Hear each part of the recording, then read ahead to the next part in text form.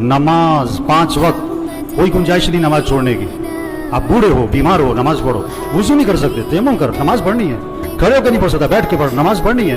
बैठ के नहीं पढ़ सकता, लेट के पढ़, नमाज पढ़नी है। ये कौन है? ये जनाजों में बड़े एहतमाम से आते हैं और बयान भी सुन चुके हैं हजारों दफा, लेकिन फजर नहीं पढ़ते, जोर में नहीं उठते दुकान से।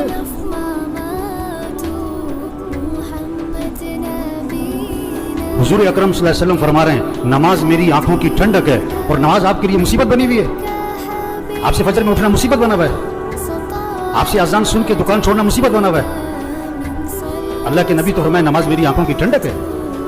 आपने फरमाया इस्लाम और कुफर में फर्क करने वाली चीज नमाज है। अगर आप नमाज नहीं पढ़ रहे, अगर आपने आज फजर नहीं पढ़ी, आप कुफर की तरफ जा रहे हो।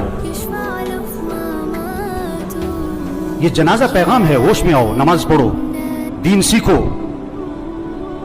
नमाज के फराइज सुनाओ, नहीं आते? क्यों नहीं आते? सीखे नहीं, दीन सीखो, ये पैगाम है। कुरान पढ़ो, कुरान पढ़ो, कुरान पढ़ो। ये कब्र में अखबार नहीं, ये मोबाइल नहीं काम आएगा। कुरान कुरान कुरान कुरान। साल खत्म हो रहा है, मियाँ साहब का, शेख साहब का कुरान खत्म नहीं होता है। सुबह उठते ही कुरान नहीं खोलता है, मोबाइल खोलता है।